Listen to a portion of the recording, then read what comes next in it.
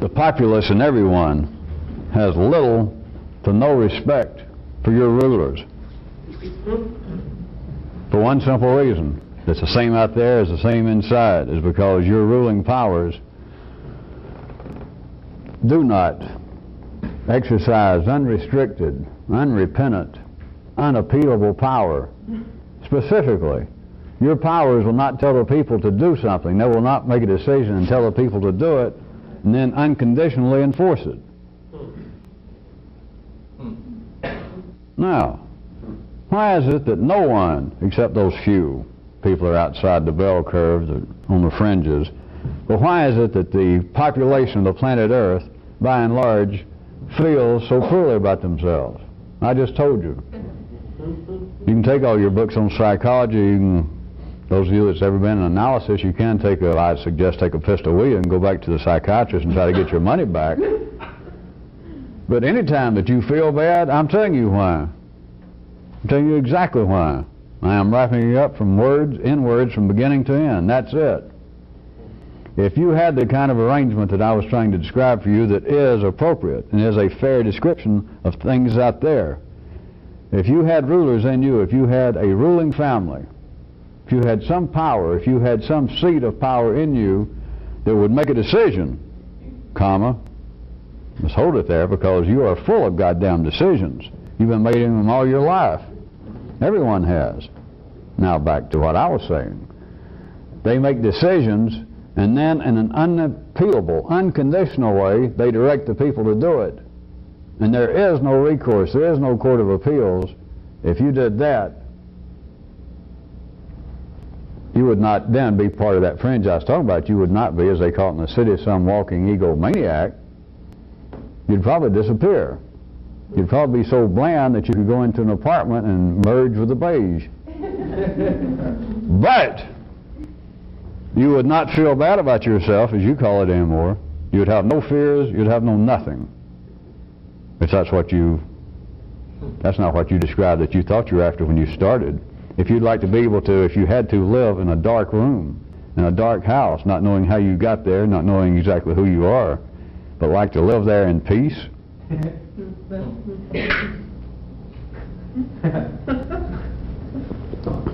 but I'm going to tell you one more time on this part. I'm describing it to you as directly and covering it from beginning to end. Unless you are dyed-in-the-wool city people with no chance, then you should be able to hear me that your populace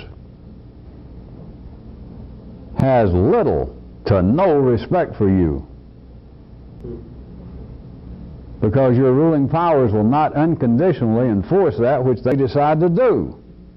All you do is whine, bitch, the mob takes over.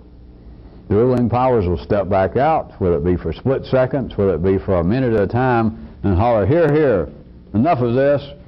We say again, for the 4,000th time in your life, or even just the second time.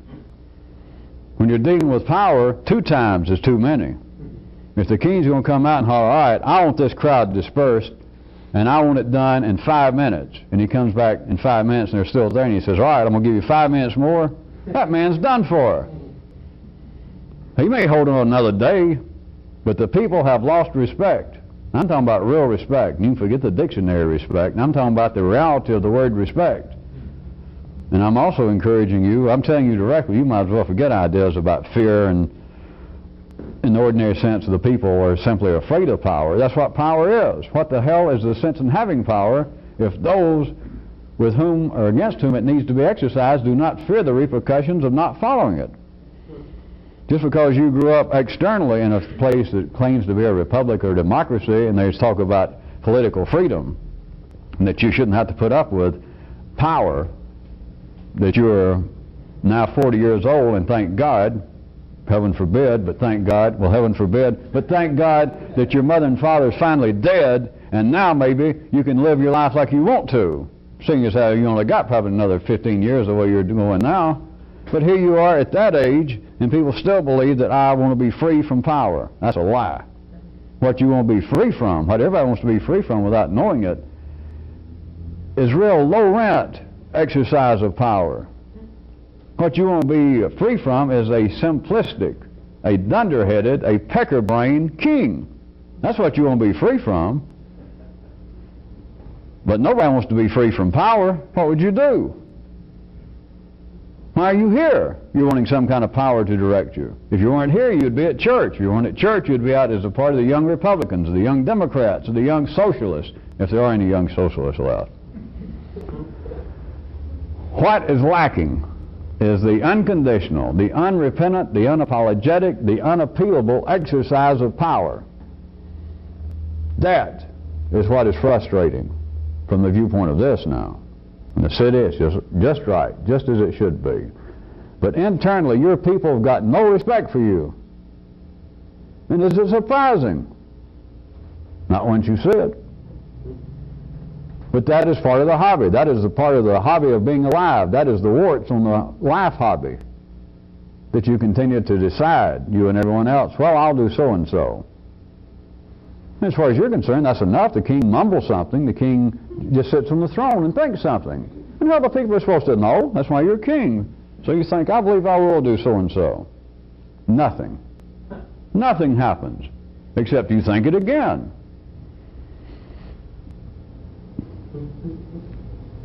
That is the way people live in the city. You cannot live like that and do this. The conversation goes, how'd you do it? I did it. No, really. You weren't listening to Kyroots? Try another version. Conversation. This one's going between the ruling powers and the populace. Do it. How? Do it! That's it.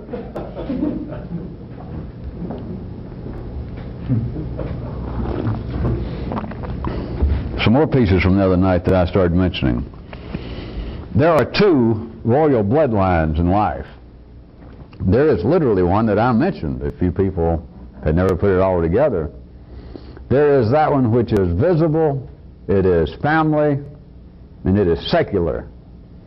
It is, in fact, the small handfuls of families that for thousands of years, their brothers and sisters and intermarriages and cousins. There's been a different group of them on the other side of this planet, the so-called Eastern and Middle Eastern, at least two other good sets. But at any rate, a small number of people have been the family bloodline and have been ruling this planet. Not completely. No, they don't have all the money. It's not a conspiracy. They're not controlling every little thing. Any of you still dumb enough? Any of you simple-minded enough to believe that? Jesus. Of course, some of you are, based upon some of the notes and letters I get. I don't get notes here, I get letters out of town, just in case you people think I forgot about that. But there is a royal bloodline of that sort, and it has to do with the secular world.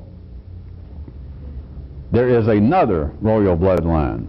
It is invisible. It is a kind of revolutionary bloodline, and it comes about through individual enrichment of your own blood, because you weren't born into it.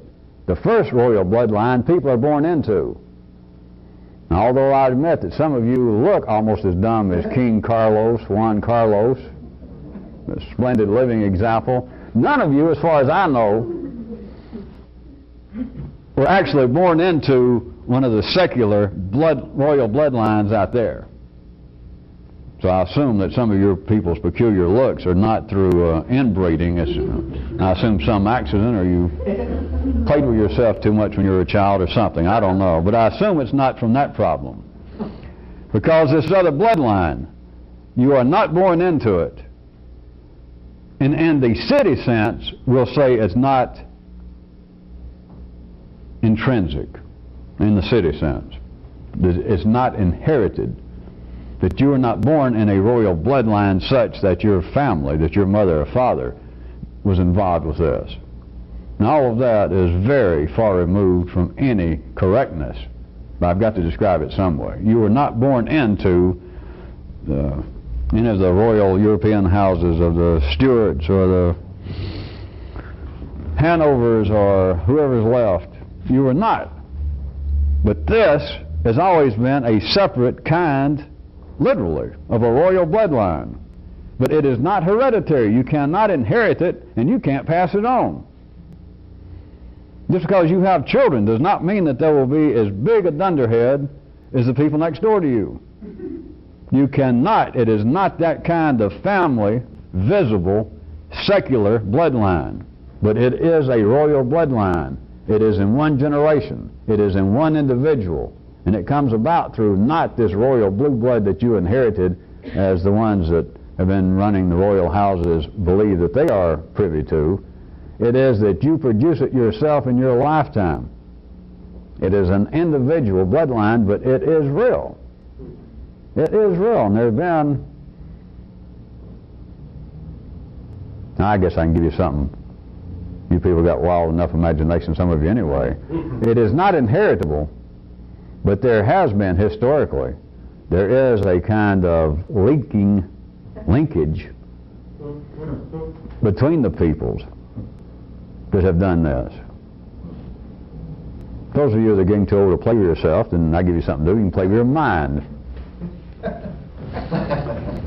But back to the reality down the middle of the road of this. This royal bloodline you can produce yourself. It's the only way. It cannot, I repeat one more time, you cannot inherit it. You're not born into it in the city sense. There's no lineal progression that any of you can look back that your father or mother wasn't involved in this kind of activity. So in the lineal city sense, you are not in some hereditary bloodline. But it is a royal bloodline because you produce in yourself the kind of exercise and power, if you're going to do this, a kind of exercise of unconditional power that would make the Bismarcks and the Czars and the Louis seem like pussycats and pushovers, because all of them died. Notice that, one way or the other, and you're still alive. So if you can start producing any enriched blood and any sort of royal bloodline yourself, look at it this way if you want some encouragement. You're already 1 foot up on them, because they were so weak they died, and you're still alive.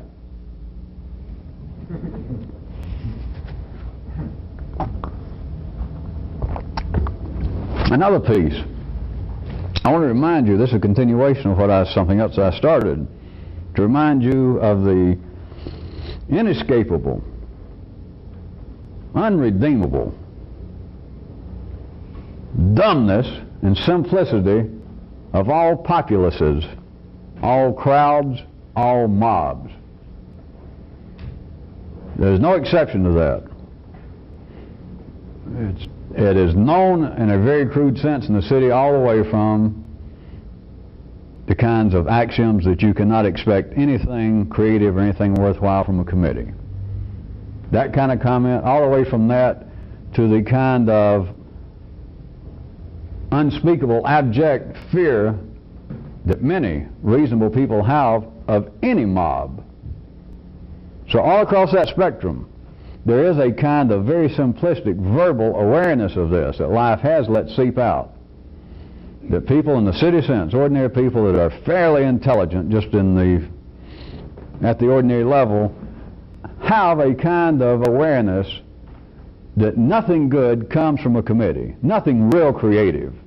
A committee can help enforce rules, and they can do all kinds of grunt work, even while being called something else in their intent.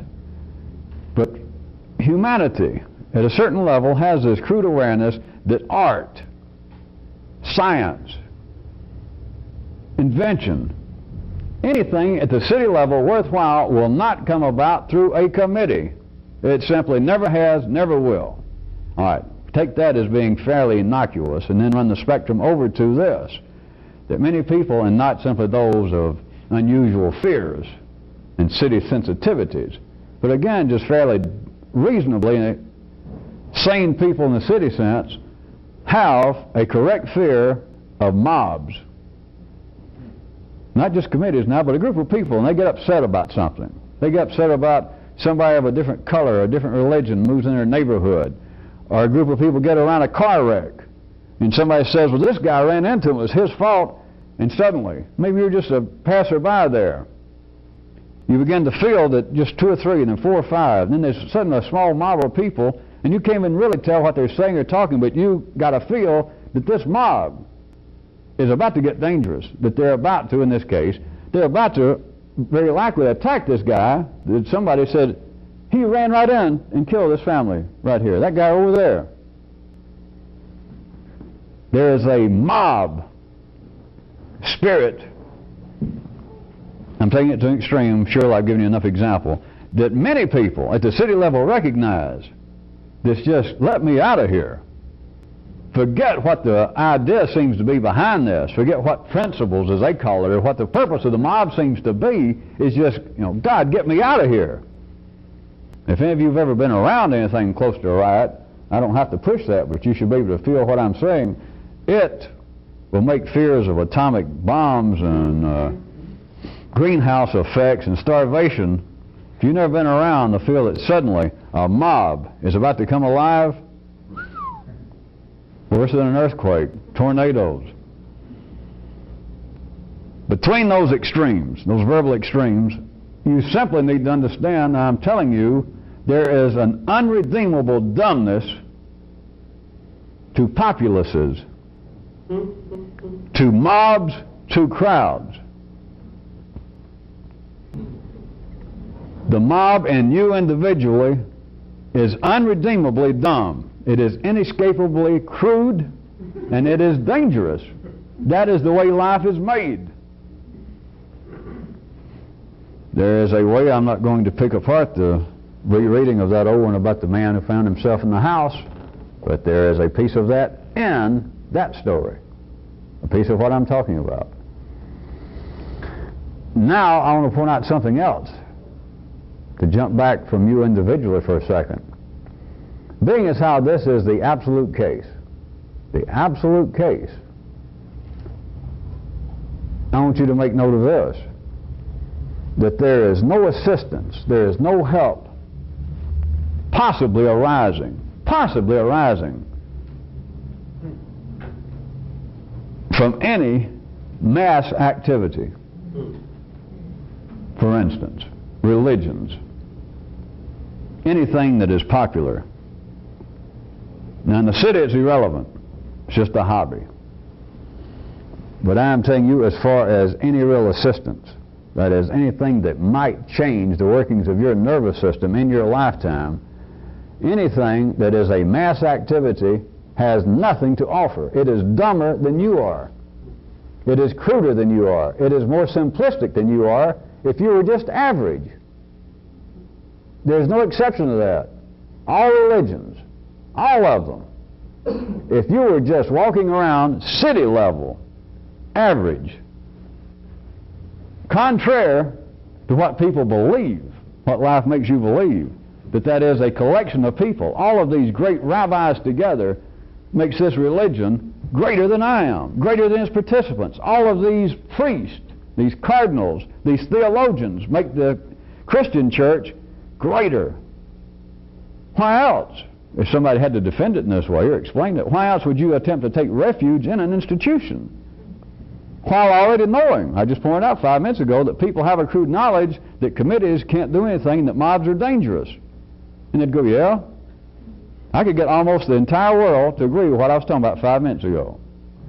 And then all I got to do is change the subject for a minute, look off or do something, and let it calm down, and then start talking about that any group of people, any mass activity is dumber, cruder, and more dangerous than an individual participant. And they wouldn't see any connection. I might get them to go along with that and go, yeah. And if I suddenly stop and say, well, what was I talking about 5 minutes ago? Oh, no, well, no, that doesn't apply to my church. Or religions in general. It doesn't. But then they are left with this. If they did not feel that there was something to be of benefit, if there was not greater intelligence, they might call it more compassion and more spiritual, this and that. But they're saying that a church, an organization, a recognized mass activity is more complex, is more intelligent than you are. That is, if you're a participant, a potential participant, Or why would you do it? And so you're left with, well, you're right. I believe that there is some kind of cultural or spiritual cache that builds itself up in institutions like a church. And so I can't avail myself. There's some kind of historical intelligence there. You can fill in the rest. I'd send you back to 5 minutes ago. There is no assistance available from any mass activity. Any group of people, any crowd is dumber, cruder, and dangerous, more dangerous than an individual. And nothing creative comes out of any institution. If I must point out, you might care to note, that's not why I brought this up tonight, the little recognized historical significance, notice, spread of this kind of activity actually operating at the level at which it should, because it cannot operate on some kind of mass basis. There is no help possible. If this was a mass thing, then anything I was doing, if I tried my best to run it at the level I'm running it now with you people, and I was meeting with 1,000 people a night, let's say, then what was possible? That if some way we could compare that there was part of that 1,000 people as interested as you were, they'd get nothing. And 1,000 is not the magic number. But once it becomes a mass activity, there is no help available. You can't get any real revolutionary help from any committee. Now I'm using committee in its widest sense, that is a mass activity. The only way this can be done, the closest this comes when I said it's not heredity, but I said there's a kind of leakage. The closest it comes is you have got to understand, you have got to have a feel that it is personally between me and you, and then you've got to understand that you have got to individually do it. Because the help's not coming from this group. The questions, when I'm asking, practical questions again, I'm going to start them tonight. How many, would you be surprised, are still complaints? You try to couch the words and hide it, but complaints from you people about each other. And in other more subtle ways about the way things are done here. Oh, you don't blame it on me. Most of you are frightened to do that anymore. Wherever you look at, you wouldn't blame it on me. But like the organization here, the way in which the whole body of you people seems to operate is less than efficient, is less than completely profitable. Well, I'm telling you. How in the hell can you still be shocked by that? How can you people still write that you're disappointed, you're frightened, you're upset by somebody else here? What did you expect? If you get frightened and disappointed of me, now you got problems. You might as well leave. And don't ask me to defend myself. What have you thought? But amongst yourselves, what did you expect? There is no help. There is no help from any mass activity, even if it's just a committee. And 2 people constitutes a mob. In the revolutionary, in the sense of this they do. You notice I don't have a partner. You notice nobody speaks for me. Nobody corrects me. We don't engage in any sort of debate. And there's a reason. It's got nothing to do with city level egoism. This is not a committee. This kind of bloodline is not family. It is not visible. You can't see where it spreads. You can't see who it touches. The only thing you can ever know is that what you apparently got from me touched and affected you. That's it. Well, you can get better than that, but let me leave it at that. That's it. If you're expecting any more, you're wasting your time. Rot's a rut.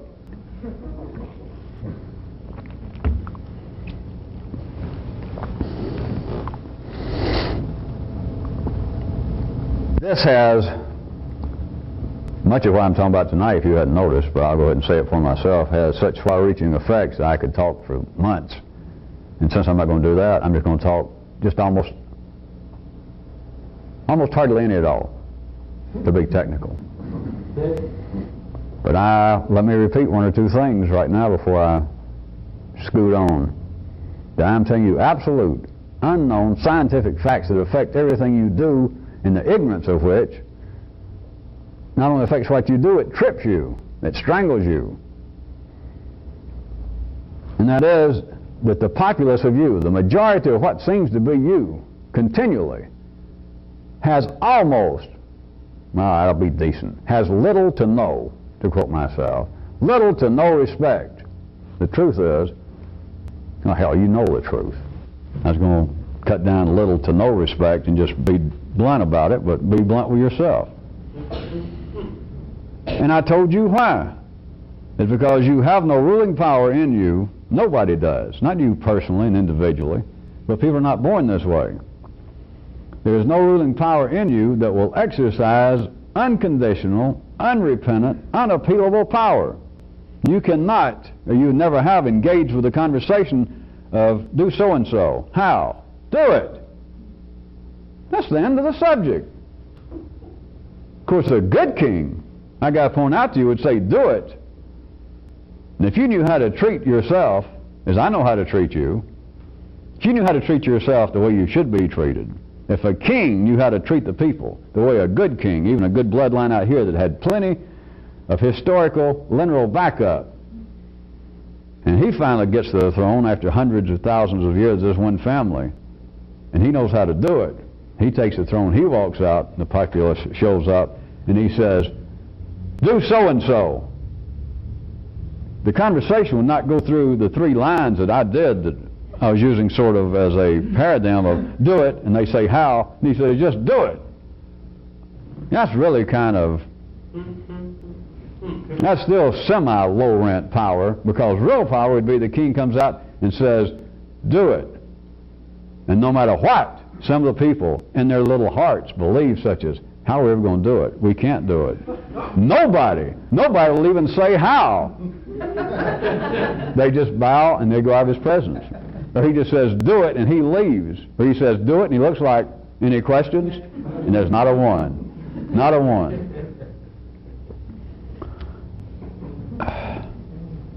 Five minutes there.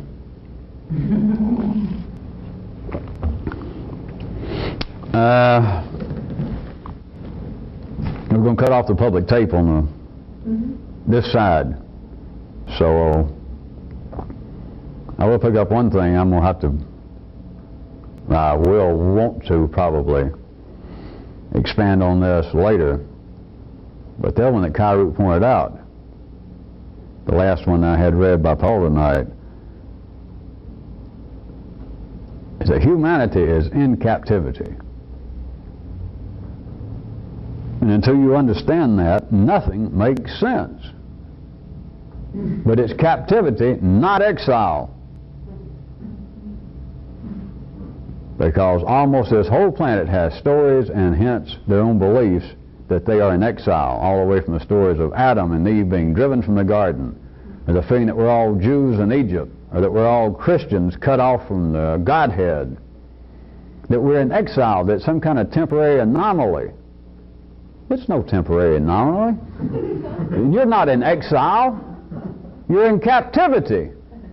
But notice, as long as you believe you're in exile, you believe, well, this is a temporary situation, that something can be done. As long as you operate on that belief, nothing makes sense. Nothing. Nothing, nothing, nothing.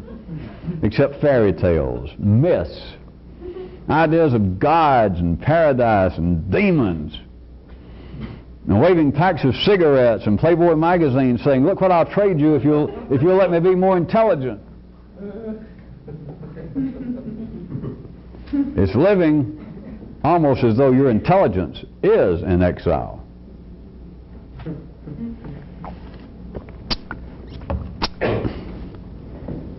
All right, we're going to turn the audio tape over. As far as you people getting this out of town, this is the end for tonight of the public videotape. I'll be back in a second with the other half of tonight for the rest of you people. All right, an update of my epilogue from night before last, when I said that some of you might like to know that this is quite well. Let me bring you an update. This is quite well. But some of you are not doing so good.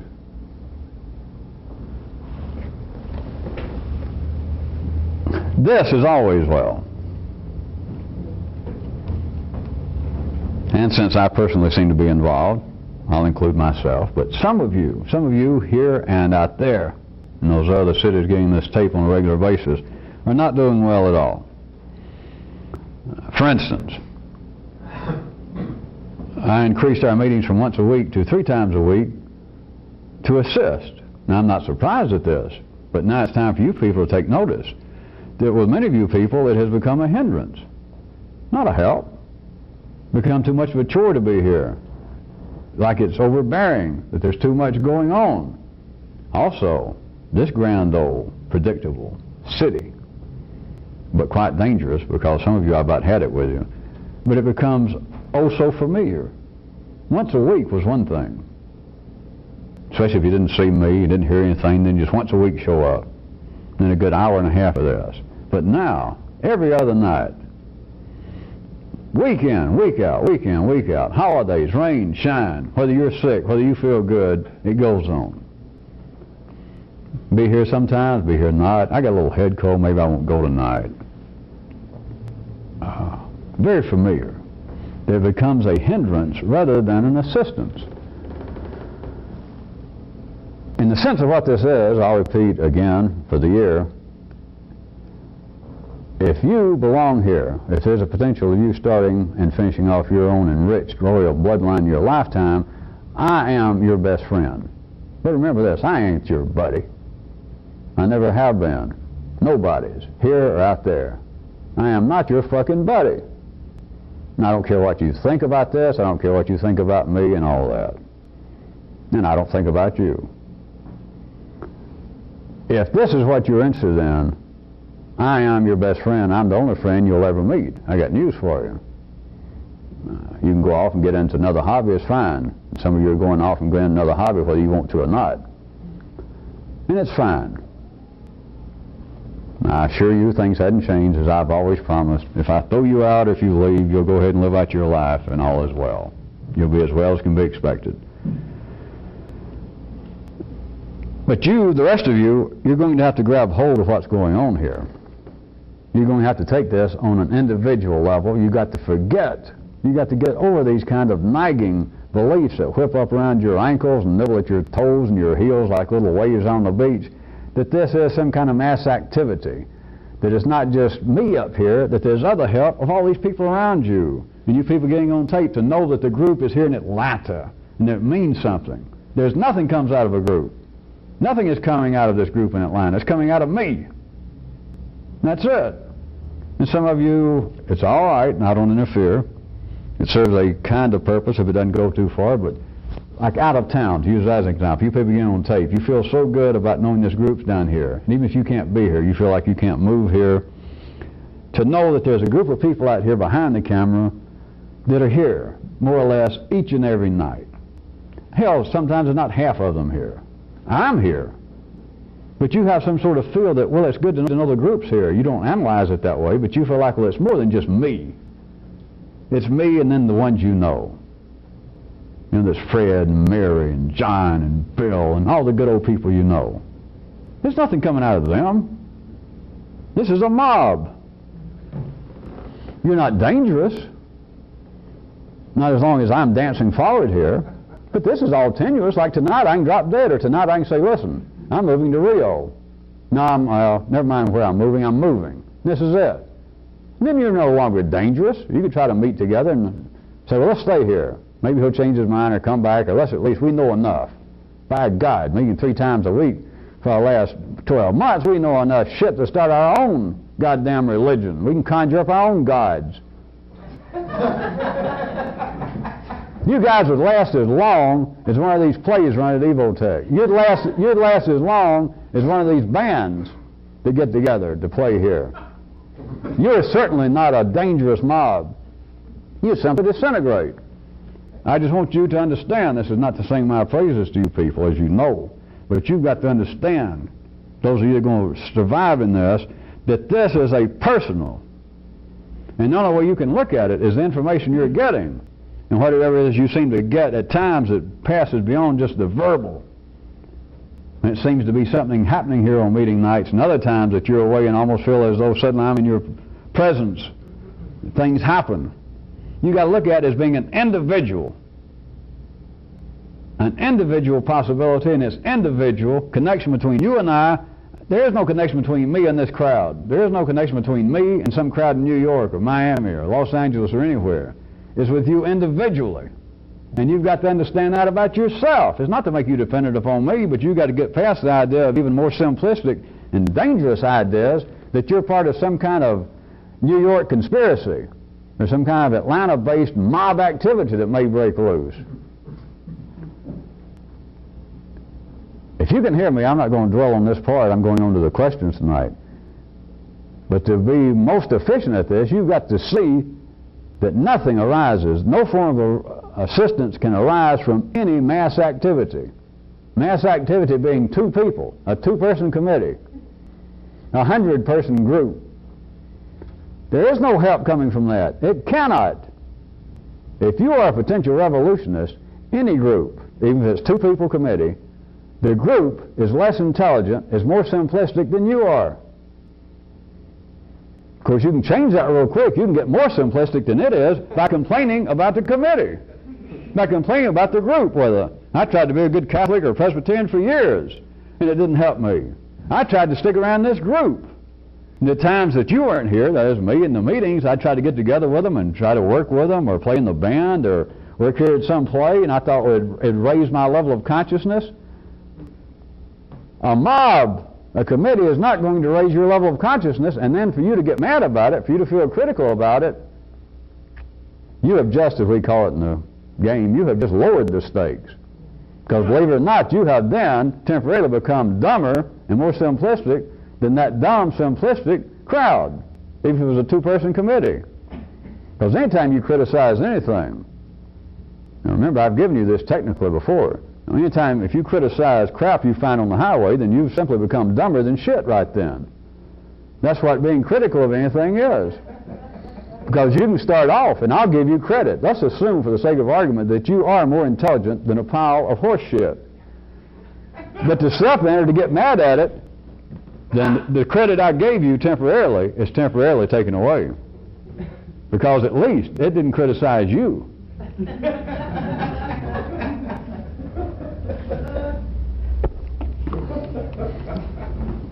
Any possibility of additional freedom in your lifetime, the point of being able to enrich your own blood, the point of being able to be intelligent in an alternative way, to be able to see, to be able to think about what's going on here in life that's readily available in a way that I'll assume that you find interesting is reflected in me, or why do you keep coming back, then I'm telling you what you have got to be able to do first, or right now, is to realize that it is an individual proposition. This group is not going to carry you to paradise. I don't care who. I don't care if you think about the group here, put together with some of the people in New York, if you just think about just the inner old group here and the Atlanta group. There is no group. This is a mob. You're a crowd. You're the populace. You're not city level most of the time. But if you're expecting help to arise from any mob, which is all the way from two people on up, you're an idiot. It is not possible. No two people are more intelligent than one person. There is no help available. It is not going to arise from any crowd. Quit looking. Quit assuming that by you sitting here, or by you people meeting constantly in New York and LA and Miami, that by you same people showing up and sitting there and watching these tapes, taking a break, coming back and watching another tape, that in some way that group, I know that you feel, I know that you say this, and I've never interfered with it, that at times the group gives you energy. And that you left people go from one city to the other, and you talk about how much energy is going on in Miami or LA. The only thing that's going on there, if anything's going on there, is me. There is no energy coming from any crowd. If there is, it's dangerous. It's crude. I understand it.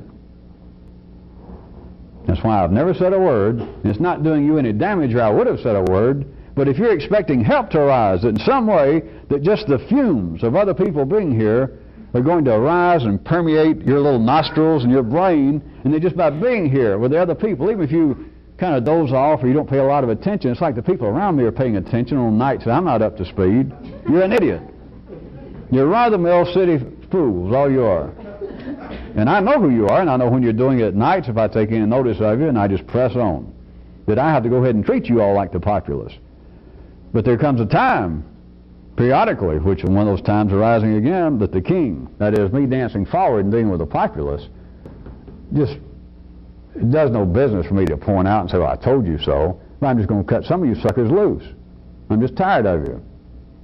You never got tired of yourself, which is just a waste of time. It is a continuing string of dumb actions, dumb thoughts. It's a waste of time. Now, we'll use that as the build-up for you people out of town. I have been taking here what I told you, the questions of a practical nature, and that I'll use some of yours when they come in from out of town, but I'm going to start on these tonight. That's why I wasn't going to use it for the public tapes. I guess we could. But what I'm going to try, and I'm going to feel how much I get from you people individual, not you as a mob. Because some nights, so I've never pointed this out, and I'll make jokes about the moon must be full, or all you people over 8. And some nights, I've got the populace that you're all almost a very unruly, simple-minded mob. That some nights, I'm almost dealing with nobody in here at running speed, individually. Some nights, I'm dealing with 2 or 3 of you. Some nights I'm dealing with half the crowd. But some nights it's almost as though all of you have been sucked down to the mob level. You notice I don't storm off. I don't really get mad. I try to make jokes. I'm aware of what it is.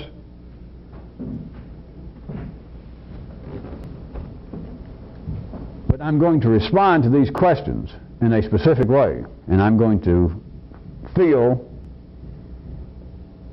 how beneficial, how profitable it is to see if I continue on this basis. And this basis is I'm not going into generally long discussions to the questions. I ask you to give me specific questions that seem to be of a practical everyday nature, and that you would think that perhaps I should know something or have a different view of it, or could say something that you have not been able to come up with, or else you just ask it theoretically.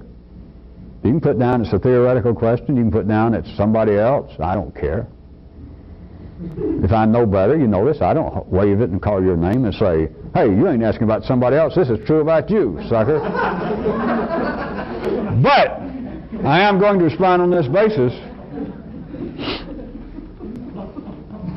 I am going to try this and see how it goes, see if it turns out to be profitable for you people.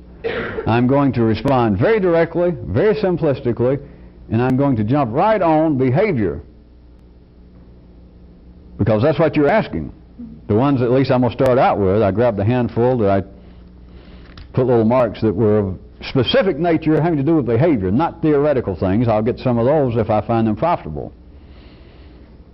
So, listen up, I'm going to deal with them, and I may hit them fast and leave. But I am not doing this. This is not a public tape. Well, none of what I do is for some sort of public acclaim or for history. I'm still talking to you people, but sometimes I take small account of the fact that in other cities, and even these tapes some of the time, may be seen by people who just sort of wander in off the street. And they may have a chance to develop a taste for this, or to find that this perhaps is where they belong. And so at times, I take that in consideration. But now we've turned the tape over, and I'm considering that this is only for you people and the ones that are really consider themselves the New York, Miami, and LA and other city mobs. I mean groups. So, take it personally when I respond, because I am not being flip. What I started to say, I'm not being funny, and I'm not going to read them and suddenly, in my inimitable fashion, be able to come up with almost a punchline. It is not to make fun of your question, but knowing me, that is, knowing how life is, I have no doubt that by the time I hit some of these, they're going to sound like one-line jokes in response. But even if you laugh, remember this, I am not kidding. And just because you laugh does not mean it's a joke. Far from it. So are you ready? I didn't put them in any sequence, so I'll just tie them together if they need to be tied together as I go. So here we go. Other than not thinking about the person you are seeing sexually, what can one do to make sure the relationship does not become mechanical? Make sure What can one do to make sure? Well, to begin with, you ought to strike out make sure. In the city, remember, everything is AKA. Everything is conditional. And sex is city. Nothing wrong. You got to have sex out in the bushes. But what brings on questions regarding sex is the city. I even had Kyroots. I let him point out a little thing that didn't get much of a response the night it was read, but one guy pointed out, or Kyroot, I think, in his convoluted fashion, said that he heard somebody in the city, see, which removes me at least 2 steps from it. So, but that Kyroots said he heard somebody in the city say that he believed that the downfall of man. Have I let Kyroots write this one yet or not? Here it comes. That one guy in the city said that he believed that the downfall of man came about when man first began to talk about sex.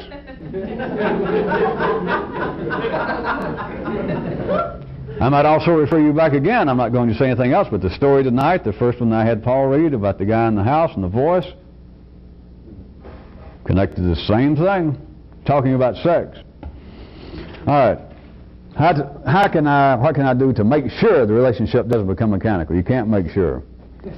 But here I can give you 2 immediate responses. First being that this can only be attempted by attempting to make yourself, to keep yourself from becoming mechanical and simplistic. There is the trick. Step 2, I'll leave it at 2, I can say is like a sideways tool, and that's to continue to up the pretense of love, which they say a sexual partner, I'll assume that they consider themselves in love, or you wouldn't stay screwing for long. Up the pretense of love. You got to up the stakes of it. And I've already let Kyroot spill the beans on that if you didn't hear it the first time. The pretense of love is love. Everything else is talking about sex. Everything else is talking about it. And talking about love is not love, whatever the hell you mean by it. And talking about sex, obviously, is not sex. Well, it's not the kind of sex. You can call it some kind of sex, but it is not sex. It's not the kind of sex that goes on in dark houses with no inside doorknobs, with people that are not sure who they are, where they got there, and what the use of talk is to begin with. Talking about sex would not qualify as sex in that story. No, you wouldn't even find a partner unless you consider that your partner.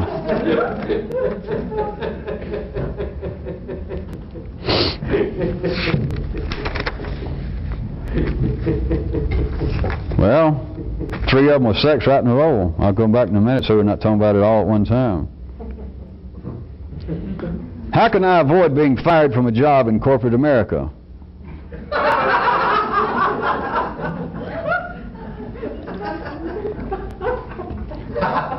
I know how to avoid being mugged physically, but apparently I have almost no sense of how to avoid being mugged in the corporate world. All right? Everybody hear that? Now, I'm taking it as a serious question, a sincere question.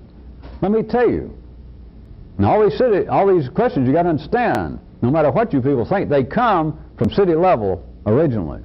They come from city level circumstance. They come from standing in line waiting to be slaughtered. You got to understand that. Now, I take this question sincerely, and I know that you're asking them in the sense that I'm going to give you hope, some view or some possible new insight that you have not gotten in line back at the city.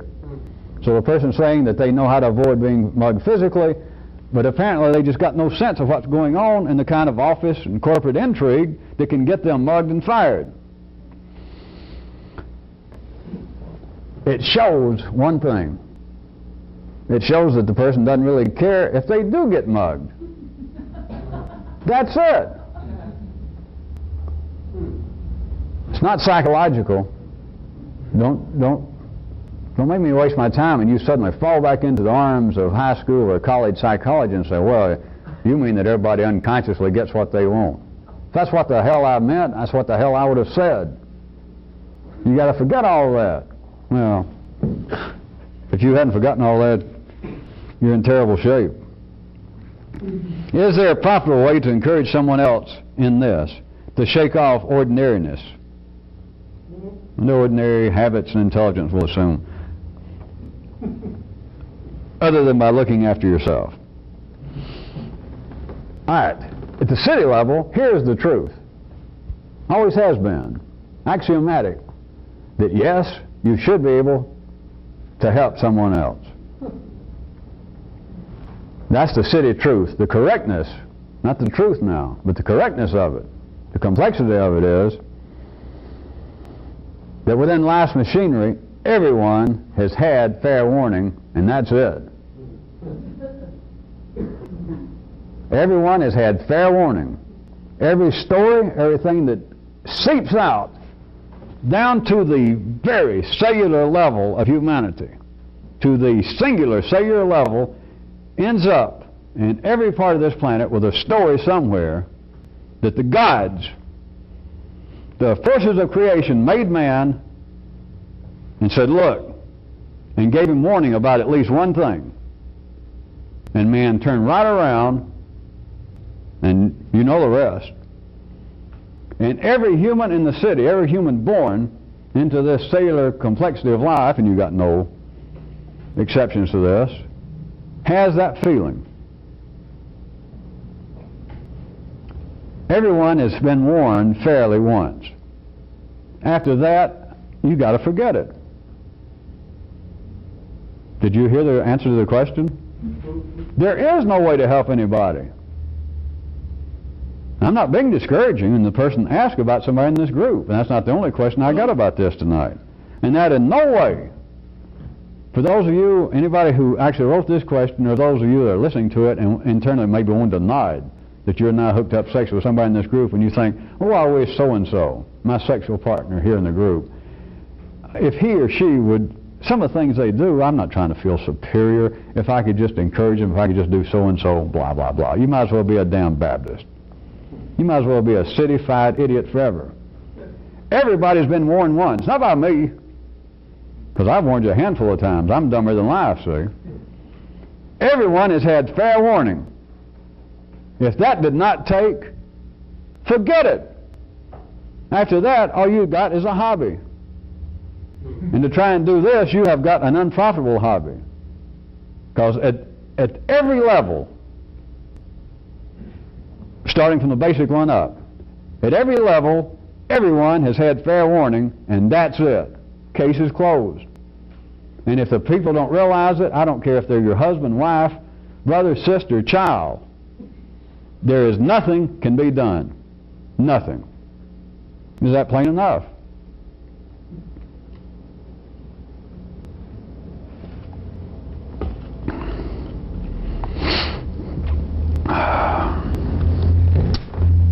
All right, here's one with 2 or 3 parts. I have difficulty in shutting out or tuning off the seeming negative energy from my child. And he or she does not seem to realize, when I've tried to tell them before, that I don't want to hear all about the negative news that goes on regarding him or her and their circle of friends. All right, not everybody in here has children, but that's a fair question. You can hear it, those of you who don't, that would seem like a real pressing to try with your own children.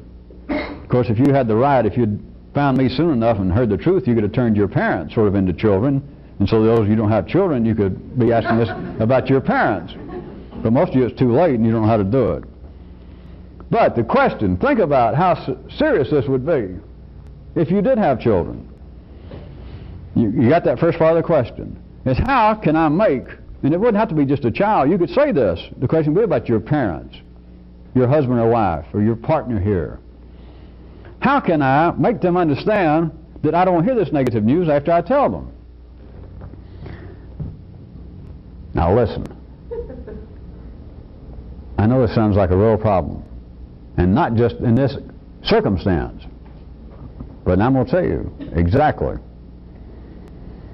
To make people understand that you, and I'll quote the question, mean what you say, you got to mean what you say. That's it. That's it. After that, you got a hobby. After that, you got a hog hobby, and you're complaining about warts. Now, I've had this question in all sorts of forms as long as I've been doing this. And it's people that will hear, they'll tell me, one way or the other, they'll say, well, I heard what you said, and that is it. I want to tell my children, I want to tell my husband and wife, whether they're in this group or they're not. I want to tell my business partner. I want to tell my parents. I've had people ask that. I want to tell them, because I hear you, I just hear you, and I know it's true, that I should not be engaging in negative gossip. And so how can I've told my mother, I've told my father, I've told my children, listen, don't bring me bad news. And they will continue to do it. And I do, I mean it.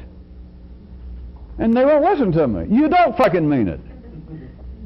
I give you my ironclad guarantee, we're talking about behavior. I ain't talking about what you think, what you believe, and what you hope.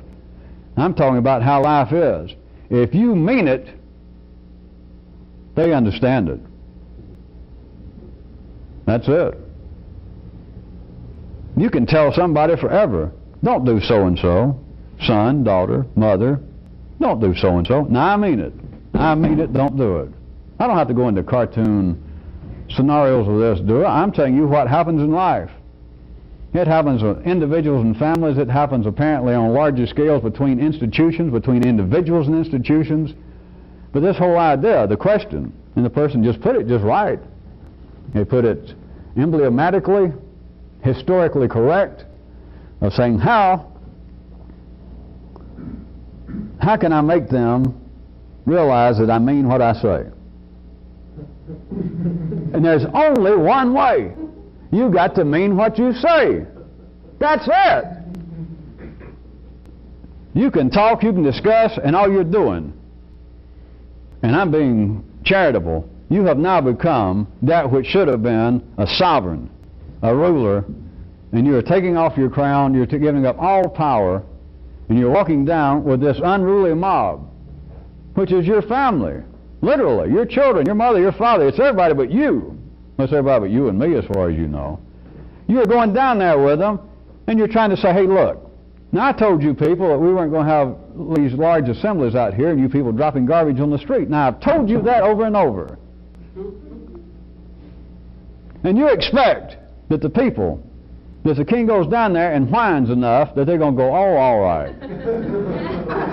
And he says, I mean it. And he takes his little crown off and he bangs it, or he has his little scepter and he goes, now I am just as mad as I can be, and I mean it. I've told you before. That's not power. If it was power, there is no I told you before.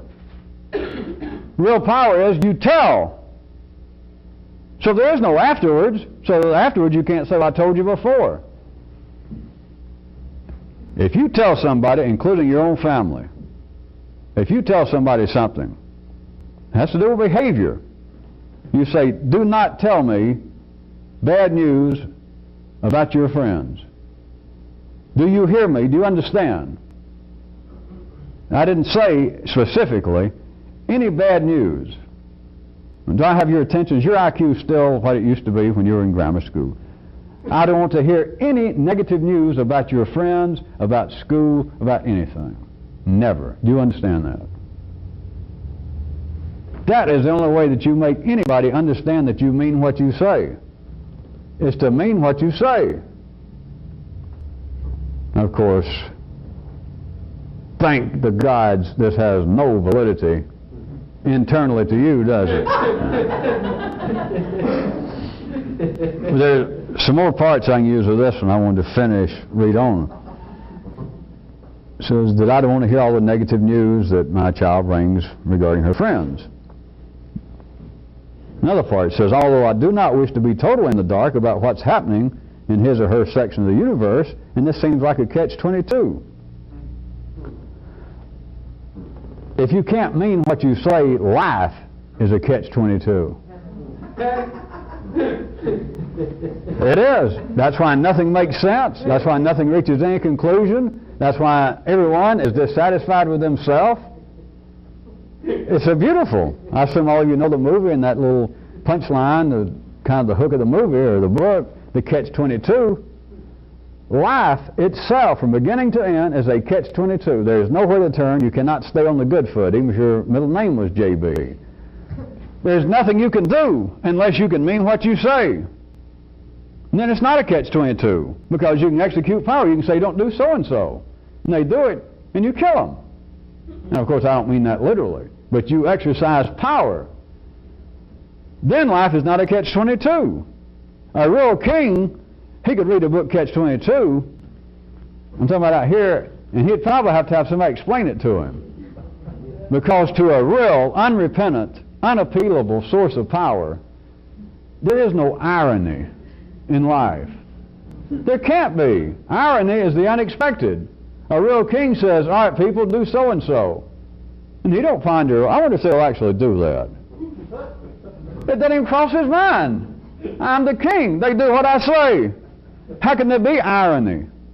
How can there be the unexpected? How can it end up and me have a good hearty laugh and say, well, it's kind of a catch-22. I told them to do so-and-so, and then they did it, and it wasn't what I expected. The king would have to have somebody explain catch-22, and if he was as smart as kings out there and all their inbreeding can hardly be, he might go, finally, after it was all told to him, and he said, is that it? And they said, yes, Your Majesty. He might go, oh, and kind of pretend like, well, yeah, I get it now.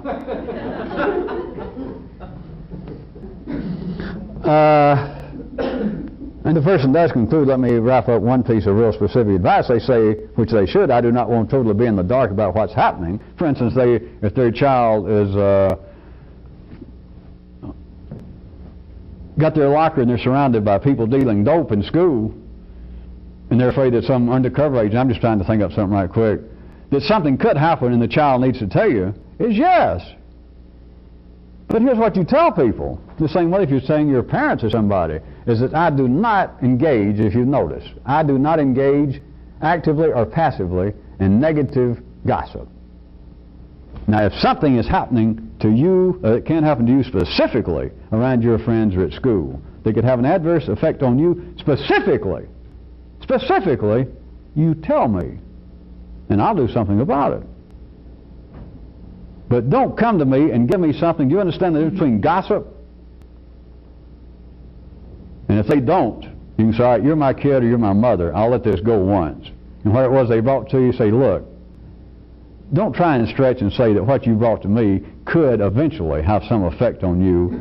Hell, Mount Vesuvius could activate itself and eventually have some effect on you, right? Don't come tell me some gossip about the rebuilding of Pompeii and what a terrible group of people that was.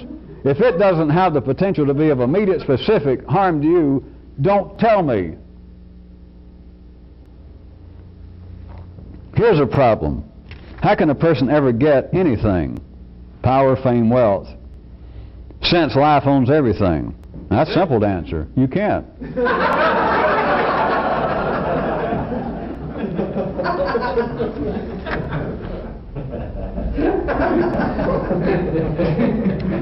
Next question. There's this guy I know who is continually having trouble with sex. It seems that sex is constantly grabbing him and forcing him to dance backwards, and it's almost always the same dance. It's not that this guy wants to somehow give up sex, but is there some way to disrupt the energy flow so that he can, at the very least, occasionally, blah, blah, blah. All right. To keep it within reason. Another sex question, eh? Well, I didn't want to forget the ones I'd already skipped. They all got together. All right, I can give you, let me leave it to 3 responses to this one. That the person spots that they keep getting caught up, or is this guy the person knows keeps getting caught up in the same sexual dance, right? And everybody's been through that to some degree. Almost all of you have either written or winked at me or kind of cried out in your sleep about this somewhere along the way. So since we all like the number 3, I'll give you 3 ways to handle this. One is to always, you can always do this. You'll be at the head of the list is reverse the flow. In this and anything else. Is reverse the flow, quite crudely, put out to people what they seem to be putting out to you, just the way you take it. There's nothing to think about, there's nothing to analyze. You treat them the way they're treating you, as that great Midwestern philosopher Willie Dixon said. Now, I don't know. Chester Burnett, the Wolf, may have written that one. Obscure humor. Obscure something. You reverse the flow, treat the people. If you find yourself continually attracted to the same kind of person, and if you, for any reason, think, I want to be free from this for a while, then treat the person the way they're treating you, and I'll free you from that dance right there, because the people won't want to dance with you. They just lose interest.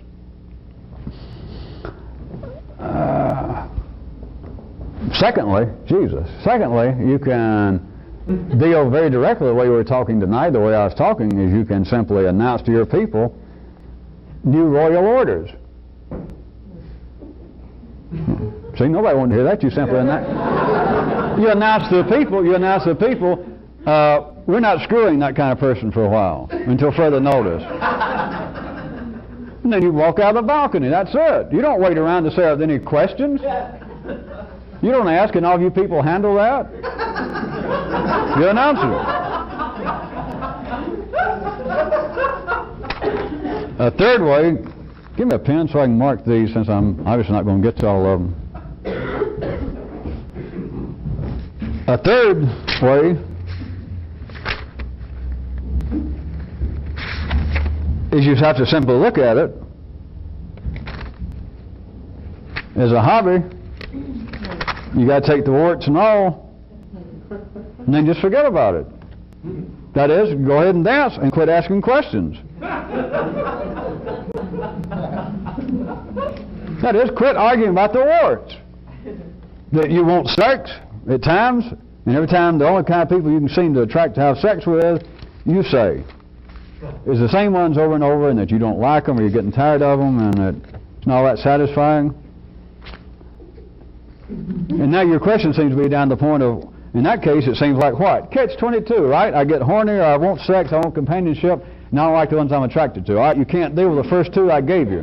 If you don't want to deal with them right now, reversing the flow without simply announce to your people, henceforth, we're going to operate in a different manner sexually. All right, if you don't want them, you got to look at it this way. I want sex, and I keep attracting to people that now sometimes I say, I announce to myself, well, I don't like who you people are having sex with. All right, I can't seem to change the first two right now. I can't seem to take what I was telling you are two possible ways. The third one is, well, fucking to me is like having a hog for a hobby, and hogs got warts.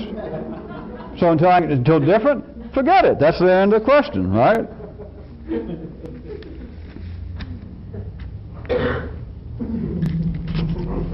How much time? All right. All right, here's this. Let me get this one. What's a good way to deal with nosy people? E.g., someone who wants to know where you've been, what you're up to, what you had for lunch, how you're feeling, all that.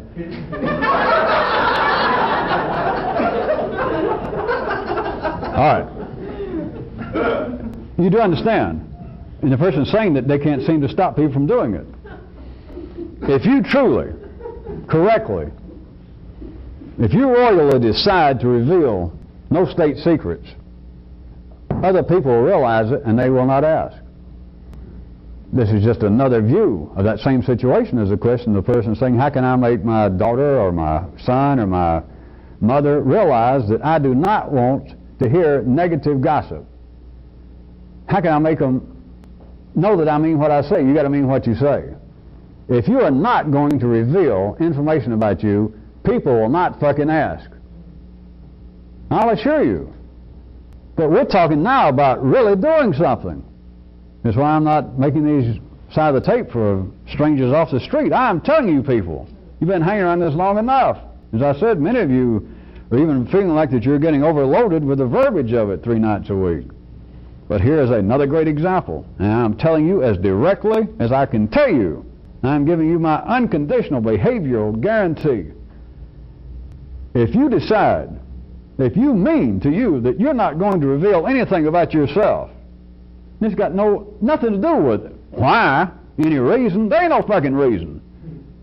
Other than you decide, you've heard me talk about it enough, that it would be to your benefit. You can't analyze it, you don't know what to believe in, it just, you know it's right. That you got no business just gossiping about yourself. If you decide, if you announce, I'm not going to do it, I give you my guarantee. Your mother will quit asking you. And I don't care what kind of dance you're doing. Your mother will treat you as though you're royalty when you show up.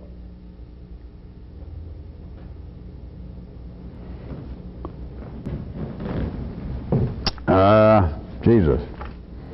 Well, I need to do a tail end here. There was some more of this question. I'll pick it up next time. I may start doing whole tapes of this so that there won't be any for the public some nights, but we'll see.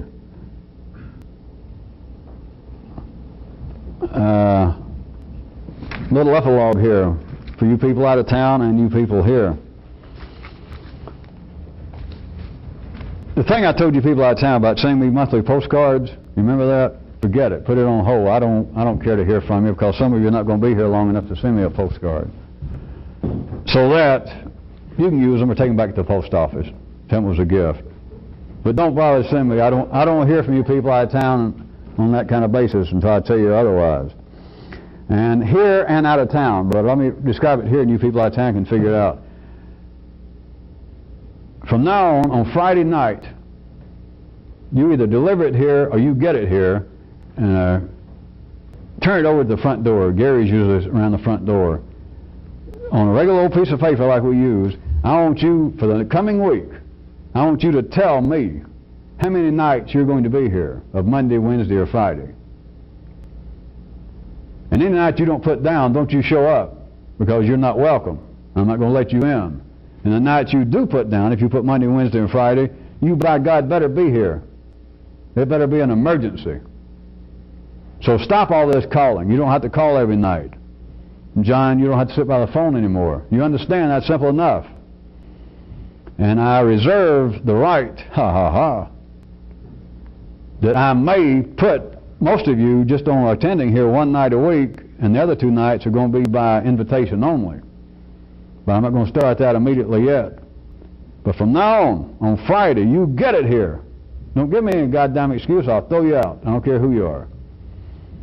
On Friday, you either bring it or you send it over here by somebody, and you say for the coming weeks, during the following Monday, of which nights, just put Monday, Friday. Monday, Wednesday, Friday. Put 0 if you're not going to be here. But don't you show up on the nights you didn't write down, and the nights you did write down, it better by God be an emergency. I'm just telling you, or I'll throw you out if I get any suspicion. I'm not going to discuss it with you.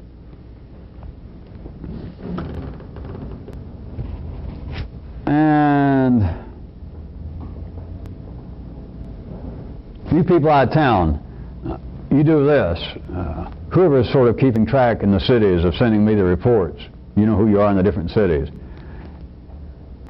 Then the rest of you in the groups in the other cities that are meeting watching these tapes, you, every Friday, or the last day of the week that you get together in your different cities, you're not all using the same nights, and you see tapes, you get a written schedule to that group in New York and Miami and Los Angeles and etc., saying whatever it is. If you people in New York, for instance, I can't remember right now, but if you're meeting to watch tapes on Tuesday and Wednesday, then you send word that you'll be there on Tuesday and not Wednesday, or you'll be there on Tuesday and Wednesday, etc. You understand that out of town, and if somebody is not faithfully fulfilling that, it is your duty to rat on them. That is, I want to know. If I don't hear something, if I don't know, then I'll just guess. I'll pull names out of the hat and I'll send word to the different cities that 2 or 3 of you are no longer welcome. So you can have it either way you want to. Other than that, let me remind you, everything is fine. I'm quite well. I appreciate you asking. Everything's just going swimmingly well. Bloody marvelous. This in life is just pressing right along. More healthy than even I've ever told you. But some of you people are, as us physicians in the South say, some of you people are acting rather poorly. Are we out? So I thought you'd like to know.